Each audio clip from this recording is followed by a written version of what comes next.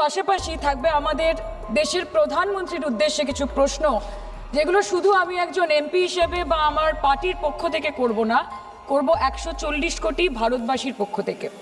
তার জন্য আপনারা আমাকে সরকারের সমালোচক বলতে পারেন, আপনারা আমার বক্তব্যকে রাজনৈতিক উদ্দেশ্য প্রণোদিত বলতে পারেন, কিন্তু দয়া করে আমাকে দেশদ্রোহী তকমা দেবেন না।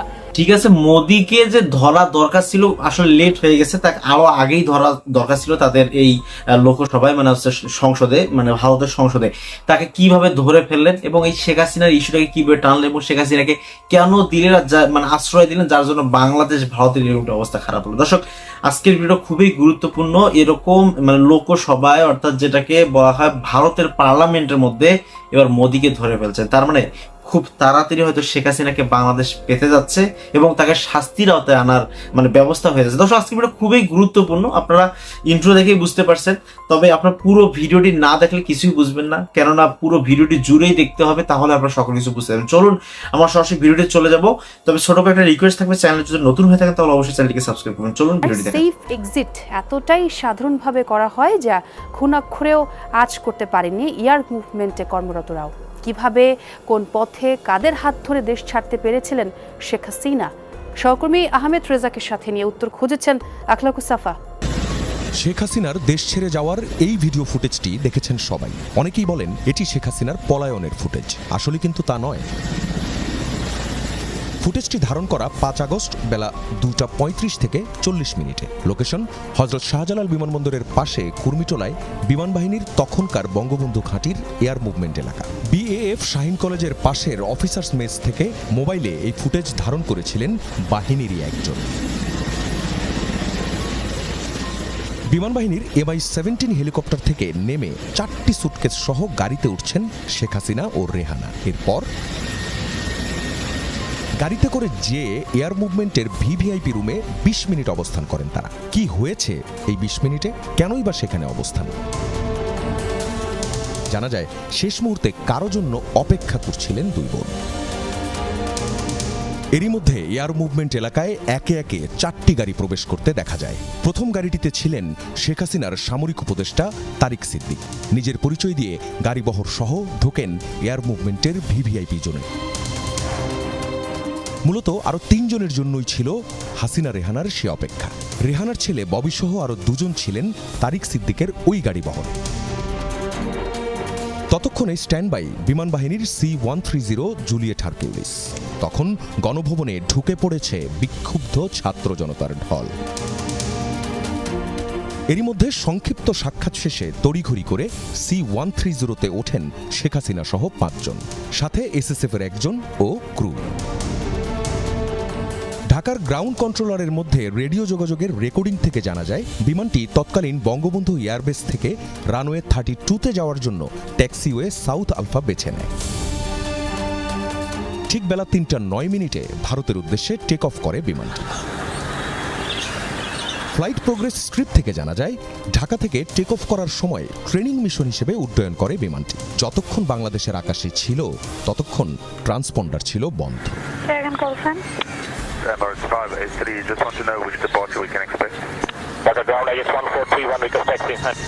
বিমানের ককপিট ও ঢাকার এয়ার ট্রাফিক কন্ট্রোলের মধ্যে রেডিও যোগাযোগের এই রেকর্ডিংয়ে জানা যায় হাসিনাকে বহনকারী ফ্লাইটটিকে স্কোয়াক কোড দেওয়া হয়েছিল AJXS 1431। ঢাকা ইটিসির রাডার মনিটরের স্ক্রিন গ্র্যাব দেখায় ফ্লাইট AJXS 1431 ভারতীয় আকাশসীমায় প্রবেশের কিছুক্ষণ আগে তার ট্রান্সপন্ডার চালু করে। ঢাকা থেকে দিল্লির ফ্লাইটগুলো রাজশাহীর উপর দিয়ে যায়, কিন্তু এই ফ্লাইটটি গিয়েছে যশোরের উপর দিয়ে। এক্ষেত্রে বাংলাদেশের আকাশসীমায় 10 থেকে 15 মিনিট কম থাকতে হয়েছে। বিমানটি কলকাতার আকাশসীমার ওয়ে পয়েন্টে পৌঁছানোর পর ট্রান্সপন্ডার ও স্বয়ংক্রিয় জিও লোকেটর চালু করে। এরপর থেকেই রাডারে দৃশ্যমান হয় বিমানটি, তার আগে পর্যন্ত নয়। পরে সেটি ভারতের রাজধানী দিল্লি থেকে 30 কিলোমিটার দূরে গাজিয়াবাদের হিন্দন বিমান ঘাঁটিতে অবতরণ করে। শেখ হাসিনা বাংলাদেশের আকাশসীমা অতিক্রম করার পর আনুষ্ঠানিকভাবে আসে সেনাপ্রধানের ঘোষণা। মাননীয় প্রধানমন্ত্রী পদত্যাগ করেছেন এবং এখন একটা ইন্টারিম গভর্নমেন্ট ফর্ম করে আমরা আমাদের কার্যক্রম পরিচালনা করব। তারও আগে দুপুর 2:30টায় এসএসএফ সদস্যরা গণভবন থেকে শেখ হাসিনা ও রেহানাকে চীন মৈত্রী সম্মেলন কেন্দ্রের পাশের এই জায়গাটিতে নিয়ে যায়। সেখানে ইটের স্তূপের পাশে অপেক্ষায় ছিল বিমানবাহিনীর MI-17 হেলিকপ্টারটি। 5 আগস্ট ভোর, গণভবনকে কেন্দ্র করে সর্বোচ্চ নিরাপত্তা। পুরো এলাকায় শুনশান নীরবতা। ব্রডব্যান্ড, মোবাইল ডাটা ভোর থেকে হঠাৎই পাওয়া যাচ্ছিল না কোনো কানেকশন। ওদিকে সকাল থেকে লং মার্চ টু ঢাকা পালনে জনতার ঢল ঢাকামুখী মহাসড়কে।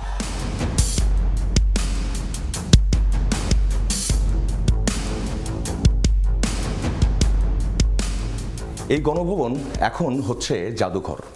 2024-এর 5 আগস্ট সকাল অনেক ভোরে ফজরের নামাজ পড়ে শেখ হাসিনা একটি চায়ের কাপ হাতে গণভবনের অফিস কক্ষে বসেন এবং সেখান থেকে পুলিশ বাহিনীতে থাকা তার যে আস্থাভাজনরা আছেন তাদেরকে তিনি টেলিফোন করেন। আমরা এরই মধ্যে জানি কারা ছিলেন তার আস্থাভাজন এবং তখন তারা শেখ হাসিনাকে যে বার্তাটি দেন, তারা বলেন কড়া নিরাপত্তায় ঢেকে ফেলা হয়েছে পুরো গণভবন এলাকা এবং কেউ ঢুকতেই পারবে না এই গণভবনে, এমনকি একটি পিঁপড়াও না।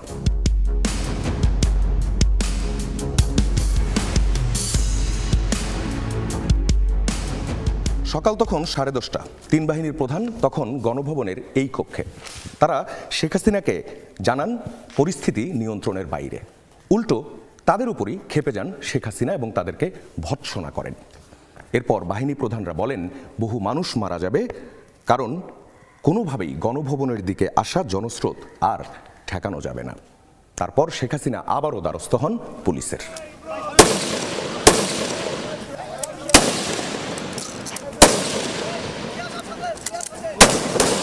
তখনও সক্রিয় পুলিশের কমান্ড সেন্টার। সেখান থেকে মাঠ পর্যায়ে গুলি চালানোর নির্দেশ দেওয়া হচ্ছিল। সকালের মধ্যেই মৃতের সংখ্যা ছাড়ায় 100-রও বেশি। চাংখারপুল, যাত্রাবাড়ি, আশুলিয়া, সাভার, উত্তরায় চলে নির্বিচারে মানুষ হত্যা। পরিস্থিতি একা আর সামাল দিতে পারেনি পুলিশ। বেলা 11টা থেকে 11:30টার মধ্যে শীর্ষ কর্মকর্তারা শেখ হাসিনাকে জানান জনস্রোত গণভবনে ঢুকতে আর 1 থেকে 2 ঘন্টার ব্যাপার। শেখ হাসিনার সামনে তখন একটাই পথ, পদত্যাগ। সেনাপ্রধানের এই প্রস্তাব প্রত্যাখ্যান করেন তিনি। তারপর 3 বাহিনী প্রধান শেখ রেহানাকে পাশের একটি রুমে নিয়ে যান এবং সেখানে গিয়ে তাকে বোঝানোর চেষ্টা করেন। শেখ রেহানা শেখ হাসিনাকে বোঝানোর চেষ্টা করে ব্যর্থ হন। তারপর 3 বাহিনী প্রধান ফোন করেন সজীব ওয়াজেদ জয়ের কাছে।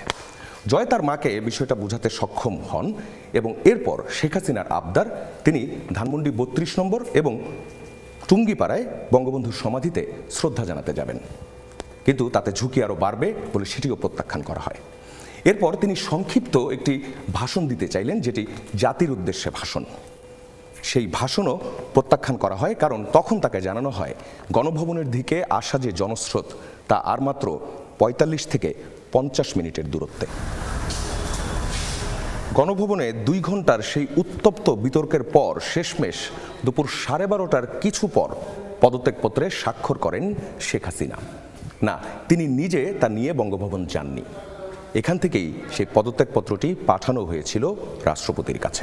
প্রধানমন্ত্রীর পদত্যাগ ও বৈষম্য বিরোধী ছাত্র আন্দোলনে সৃষ্ট পরিস্থিতিতে আজ বঙ্গভবনে 3 বাহিনীর প্রধান এবং বিভিন্ন রাজনৈতিক দলের নেতৃবৃন্দ, সুশীল সমাজের প্রতিনিধি ও বৈষম্য বিরোধী ছাত্র আন্দোলনের কয়েকজন সমন্বয়কদের সাথে আলোচনা হয়।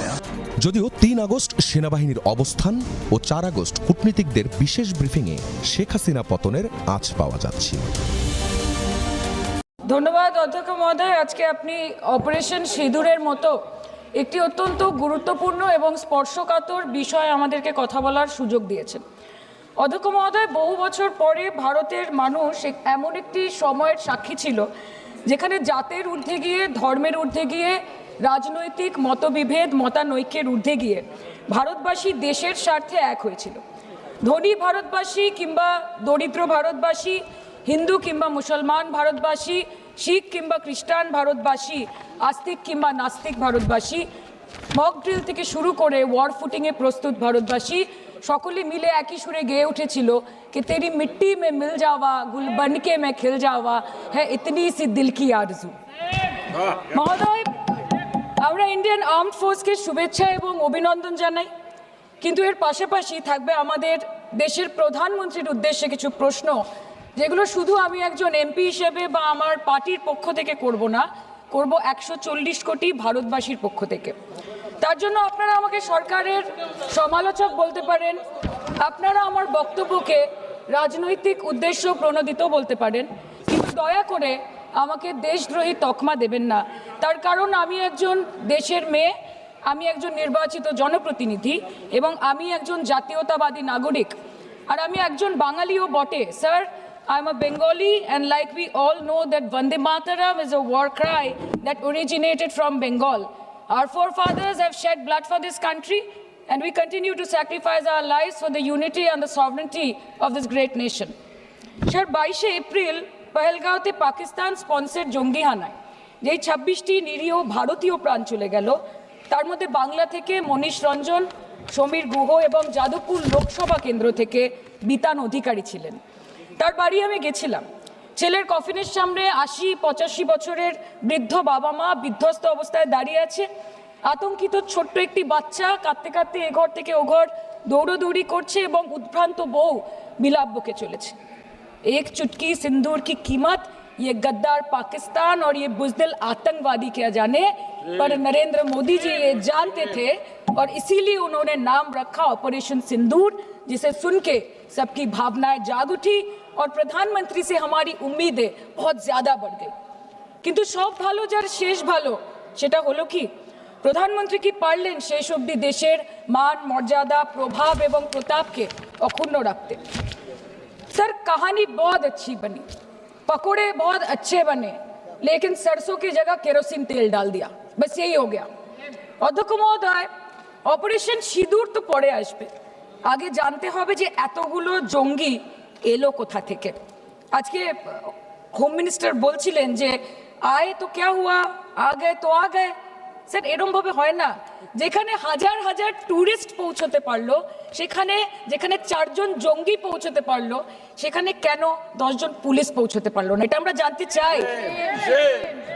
सर, हम बोलेंगे कि आपने घर में घुस के मारा तो आप बोलेंगे देश प्रेमी। हम पूछेंगे कि आतंकवादी कहां से आए तो आप बोलेंगे देशद्रोही। हम बोलेंगे वाह मोदी जी वाह तो आप बोलेंगे देश प्रेमी। हम बोलेंगे नरेंद्र मोदी जवाब दो तो आप बोलेंगे देशद्रोही। ऐसा नहीं होता सर, ऐसा नहीं होता। सही है सर, आपके और हमारे बोलने से कुछ जाता भी नहीं आता भी नहीं। জম্মু অ্যান্ড কাশ্মীরের লেফটেন্যান্ট গভর্নর মনোজ সিনহা নিজে পেহেলগাঁও কাণ্ডের সম্বন্ধে সবাইকে বলেছে যে এটি একটি গ্রেভ সিকিউরিটি ল্যাপস। যদি সত্যি এটি একটি চরম নিরাপত্তা ব্যর্থতা হয়ে থাকে, তাহলে কেন ইন্টেলিজেন্স ব্যুরো প্রধানকে কোনো জবাবদিহি করা হলো না? কেন 1 মাসের মধ্যে তার চাকরির মেয়াদ বাড়িয়ে তাকে পুরস্কৃত করা হলো? আপনারা সরিয়ে দিতেন না তাকে?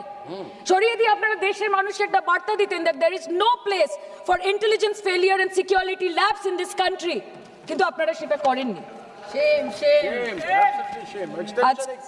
কালকে আপনারা বললেন যে জয় পান্ডা বল রে থে কে অপারেশন মহাদেবে হয়তো 1 জন জঙ্গি মারা গেছে, আজকে হোম মিনিস্টার বলছেন 3 জন মারা গেছে।